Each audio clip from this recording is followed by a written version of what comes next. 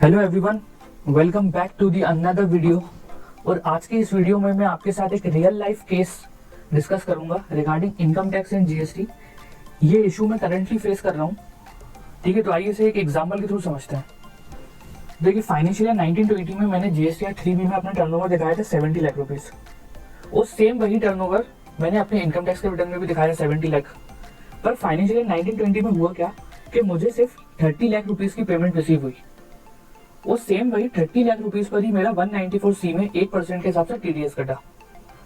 ठीक है, और मेरा आउटस्टैंडिंग डेटर का बैलेंस बचा 40 लाख रुपीज। अब उस साल में तो कोई दिक्कत नहीं आई। क्यों? क्योंकि मेरे 26 एज में जो अमाउंट दिख रहा था 30 लाख रुपीज, मैंने अपने इनकम टैक्स रिटर्न में उससे ज्यादा अमाउंट दिखाया हुआ था 70 लाख। पर अब फाइनेंशियल ईयर 2021 में क्या हुआ कि मेरा टर्नओवर सिर्फ 30 लाख ही हुआ। सिर्फ 30 लाख टर्नओवर हुआ मेरा, जो कि मैंने जीएसटी 3B में और जीएसटी 1 में शो किया। अब क्योंकि मैंने पिछले साल फाइनेंशियल ईयर 1920 में जो टर्नओवर जीएसटी में शो किया था सेम वही मेरा इनकम टैक्स में था, तो इस साल भी मैं वही करूंगा। तो मेरा जीएसटी में टर्नओवर था 30 लाख, मैंने सेम वही 30 लाख का फिगर इनकम टैक्स रिटर्न में अपने शो किया।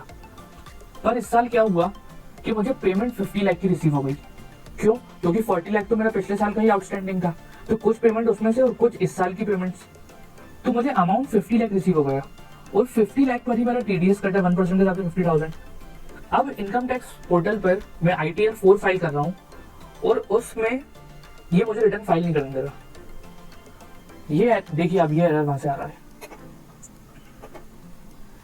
ये बोल रहा है द ग्रॉस रिसीट और income on which tax has been deducted. जैसे कि मेरा 50 लाख पर टैक्स डिडक्ट हुआ है, तो वो बोल रहा है कि are to be entered in the schedules under the respective heads of income. मतलब इसका ये कहना है कि आपके फॉर्म 26A में जिस अमाउंट पर आपका टीडीएस डिडक्ट हुआ है, आपको कम से कम उतनी इनकम अपने ITR में शो करनी पड़ेगी। इनकम या कहें या टर्नओवर कहें। पर लेकिन अगर मैं यहाँ पर, मेरा तो जनरल टर्नओवर 30 लाख ही है, अगर मैं 30 लाख की जगह 50 लाख दिखाता हूँ तो उसकी वजह से मुझे अपने प्रॉफिट एडजस्ट करने पड़ जाएंगे, जो कि एक्चुअल में है ही नहीं।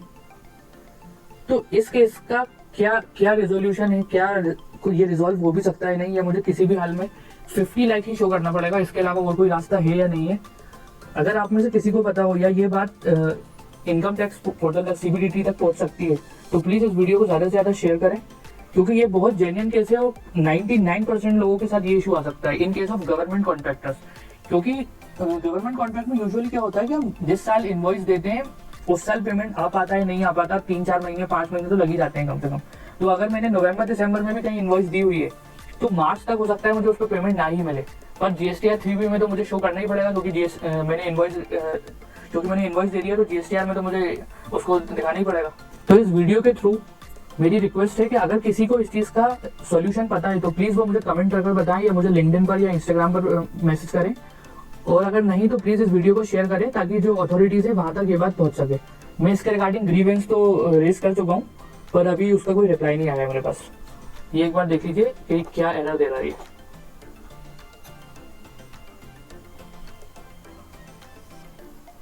Thank you so much.